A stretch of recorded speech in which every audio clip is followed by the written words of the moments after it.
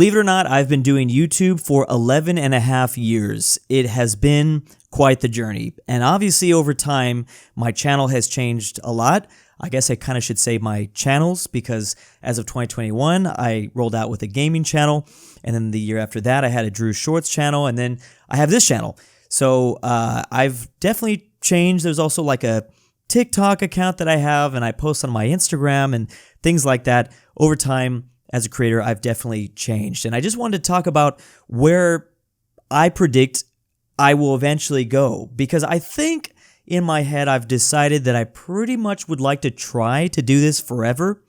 I don't even know if I have to try. I think this might just be something that I do forever, but maybe not in this same capacity. So many of you probably already know that I started off on YouTube. Well, first of all, let me just say I've actually been on YouTube longer than 11 and a half years. My main channel has existed for 11 and a half years, but as I was on YouTube even before that, I created my first channel here on YouTube in 2007, January 1st, 2007, and I started uploading, just making dumb little skits with my friends. That was really like where the foundation of my YouTube inspiration came from. So if you think about it like that, I mean, dang, I've been doing YouTube for almost 20 years. We're going to get to 20 years in 3 years. So I have decided that I kind of would like to try to do this pretty much forever, even if it means at a really different capacity. I mean, even just this channel alone, I really enjoy. It's funny how often I feel like it's always just my I don't know who's watching this channel, but I feel like it's always just people in my personal life that are really watching this. It's always my friends or family that tell me that they're watching. They don't even watch my main channel stuff. But I know that I mean there's more people than just my friends and family that are watching this. But even if like at some point in the future it does just become this channel where I'm just ranting about different. I don't even think I'm ranting. I'm just talking about different ideas. I could see that in some capacity, but it's hard to predict because, you know, like I said, when I first rolled out with a YouTube channel, I was just doing like dumb skits with my friends, which is completely unrecognizable to the content that I make now. And then if you look at it from my main channel perspective, I mean, I started off doing YouTube by just uploading unedited games. Like there was no editing and I was just playing a video game and I was showing my face, but that was about it. I have changed a lot in the last 11 years, but it's been like a slow process. I'm not like one of those creators, and I don't think you can be. I'm not one of those creators that like drastically change every single year. My evolution is a very slow process, and you want it to be like that. You have to run your YouTube channel or your career as an influencer like a battleship. You know, you start turning that wheel. Your giant ship shouldn't begin to actually move in that direction for several weeks, months, sometimes even years. In the case of a battleship, it takes seconds, but it's still a long time if you've played battleship games or if you happen to have captained a battleship. I don't know how many people have actually done that. I think, so I'm talking about this, I really wanted to do this video because the natural progression of my content has seemed very obvious for like 10 years. And many of you guys have asked for me to do it, and that is to travel. Now, I've released a couple of travel videos here and there. I've sprinkled travel videos on YouTube. On this channel, I mean, the second video I ever uploaded to this channel here was just my experience in Europe alone for the first time for 7 weeks. Looking back, that was a cool video. It's a cool video because I could never do that now. Like, that was a perfect time and place for me to have done that video, because if I had to recreate that today, that would suck. I had a great time in that video, but now I wouldn't want to recreate that. I was just in that mindset to have done that. But yeah, the natural evolution of my channel eventually would, I think, be travel, and I don't know how I would do that. I used to have this person that I would talk to, like this sort of YouTube advisor, and he would kind of like suggest different ideas and try to help you grow as a creator. And, you know, we talked about that all the way back in like 2017, that this seems like the natural reaction. Like I said, I've done travel videos in the past. They do okay, but the numbers don't necessarily reflect me to immediately take that transition. One of my first like travel videos I've ever uploaded to YouTube from this era of my career, if you want to call it, was when I visited Pearl Harbor in Hawaii. That was kind of the first time I'd gone out there in the wild like that. That was a fun video. I visited a map museum with my editors at one point in La Jolla. That was kind of a cool video too. And then there's a couple like, I think I visited Boston, things like that. But it's funny, I have a whole huge list on my phone of video, like great videos that I could make for travel. See, here's the thing though, as like a creator, the way the YouTube game works is before you even think about doing the idea, you better have the thumbnail and the title down. Before you even buy that plane ticket, if it in the case of travel, you better have a good thumbnail and a good title, or else it is not worth spending all that money and doing the actual video itself, spending all that money and time and effort. It's not even worth it. So I have a huge list on my phone, actually, of titles at least, titles and concepts of places to visit. And I think they would work. The problem is I don't know how the views would be because like I said, in the past when I have done travel videos, they do okay, but going 100% into a travel world, I don't know if that would work. And I don't really know how I would even do that. I don't know if I would create a new channel. This channel actually was supposed to be for travel. I was supposed to just upload only kind of me visiting different places in the world, but obviously that did not seem to be the case. And now I just upload, stream of conscious kind of podcast form style rants, basically. I keep saying rants, but they're really not even rants. I'm just talking. So maybe a better concept would be to eventually just put that stuff on my main channel at some point. It's so different than the content that I make on my main channel, so I don't really know how that would really work. I mean, the thing is that my flow is so... I have the flow down. I've been doing this, like I said, for 11 and a half years. Like, I know what I have to do every single week. I just have perfected the strategy with my editors, with Frank, and with how to record every single week and how, like, all of that. I've been doing it for so long that it's just like a cog in a massive machine. So it's scary to move that machine around. Now, maybe there will be external life factors that will force me into that position, or maybe YouTube factors that will force me into a position to try that stuff, and maybe that stuff will eventually go on my YouTube channel. It's funny because sometimes I think about the word retiring, but retiring to me just means retiring my current machine that I have, which is definitely possible at some point. I might do that, and retiring doesn't mean YouTube. I mean, dang, everyone talks about that now.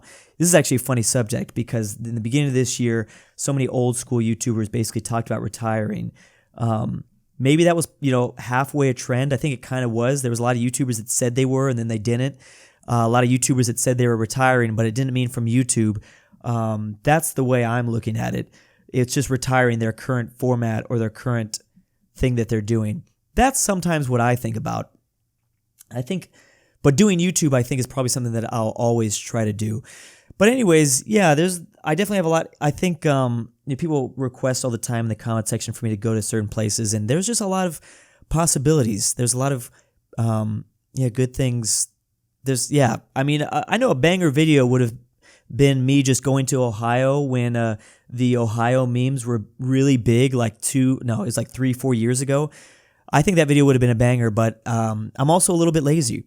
And also, to be quite honest, I'm going to sound like a freaking millennial, but I'm kind of all traveled out. Like all the millennials, they just travel, and I hate to contribute to that. Not that it's a bad thing. It's good that you're traveling the world. So many people do it now, but I also kind of am a little embarrassed because I also don't want to make that just a core part of my personality, because there's so many people here in LA that I meet that is their core personality. They're in their late 20s or early 30s and their core personality is just travel, but it's kind of me too. I mean, I try not to make it my core personality.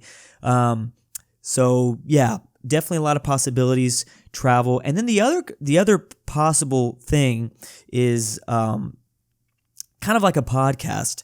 The problem is that well, first of all, that's also an eye-rolling thing. A podcast has always been something. I mean, that's kind of what I'm doing here.